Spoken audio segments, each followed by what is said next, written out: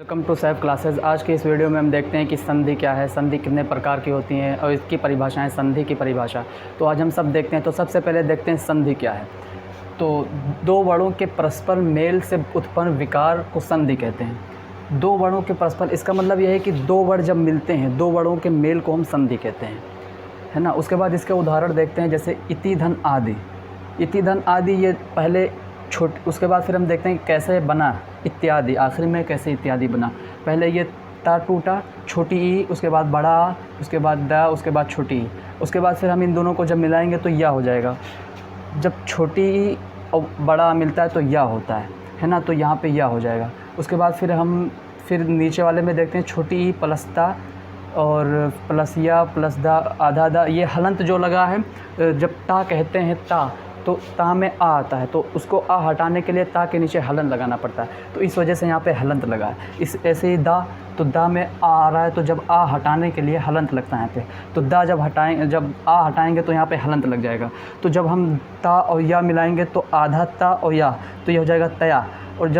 और दा पर छोटी की मात्रा लगेगी, क्योंकि ये छोटी की मात्रा है और दा है ये, तो जब छोटी की मात्रा लग जाएगी। उसके बाद जब हम तीनों को मिलाएंगे तो ये हो जाएगा इत्यादि।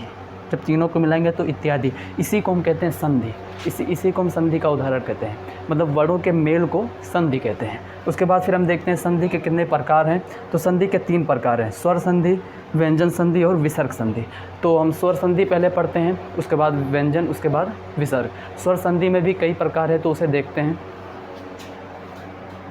स्वर संधि कितने प्रकार की होती हैं, स्वर संधि की परिभाषा क्या है। तो सबसे पहले देखते हैं स्वर संधि की परिभाषा क्या है। जो दो शब्दों के संयोग में प्रथम का अंतिम एवं दूसरे का प्रथम वर्ण स्वर वर्ण हो तो उसे स्वर संधि कहते हैं। जैसे शिवधन आलय, तो शिवधन आलय ये कह रहा है कि शब्दों के संयोग से, मतलब दो शब्द हो उनके संयोग से प्रथम का अंतिम एवं, मतलब प्रथम का अंतिम वर्ण और दूसरे का प्रथम, मतलब दूसरा ये शब्द है और इसका प्रथम स्वर वर्ण हो तो उसे स्वर संधि कहते हैं। तो ये स्वर वर्ण है। देखो वाह, तो वाह में आ है, क्योंकि जब हम वाह पे हलंत लगा देंगे तो आ अलग हो जाएगा, और वाह में आ रहता है।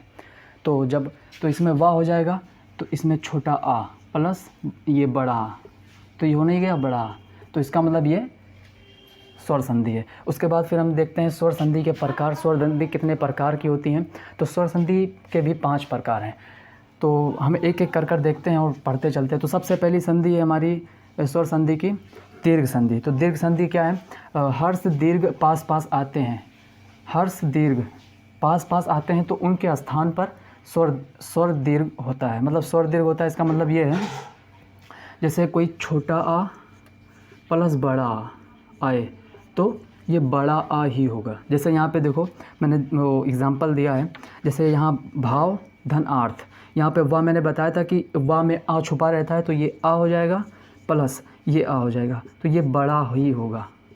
जैसे छोटी ई और प्लस बड़ी ई, हर्ष और दीर्घ जब संयोग करेंगे तो इसके स्थान पर बड़ा, मतलब दीर्घ ही मतलब वो आएगा। तो जैसे बड़ी ई, अब जैसे छोटा ओ प्लस बड़ा ओ, तो छोटा ओ बड़ा ओ मतलब इसका दोनों संयोग से बड़ा ओ ही निकलेगा।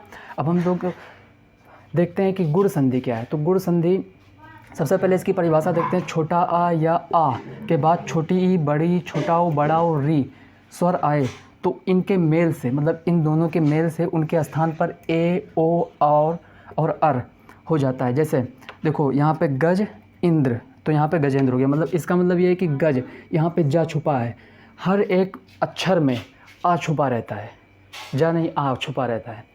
तो जैसे जा है, अगर जा पे हम हलंत लगा दें तो यहाँ पे प्लस आ हो जाएगा।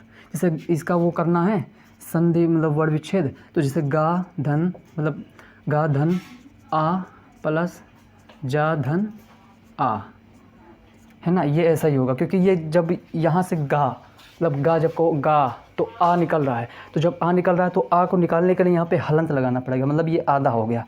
तो ये देखिए, जैसे यहाँ पे जा है तो इसका हलंत लगाएंगे तो आ हो जाएगा। उसके बाद फिर छोटी ई, तो जब छोटी ई मिलेगा तो ये ए बन जाएगा। ये देखो यहाँ पे छोटा आ के छोटी ई, तो यहाँ पे देखो गजा है और छोटी ई, तो यहाँ पे गजेंद्र हो गया।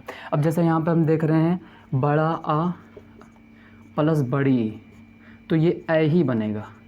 अगर छोटा आ प्लस छोटी ई तो क्या बनेगा, ए बनेगा।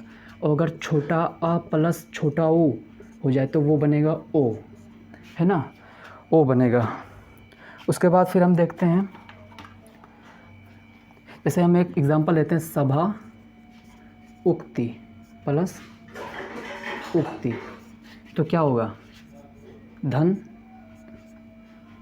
सभा सभोक्ति, सभोक्ति हो जाएगा।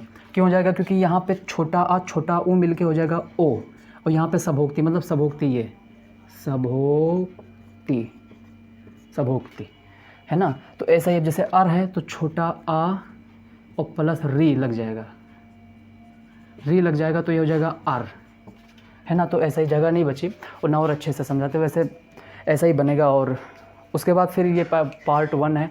उसके बाद हम अभी संधि और है, 3 संधि अभी स्वर संधि की बची है ना, 3 प्रकार बचे हैं, तो वो अगली वीडियो में देखते हैं। तब तक के लिए थैंक यू।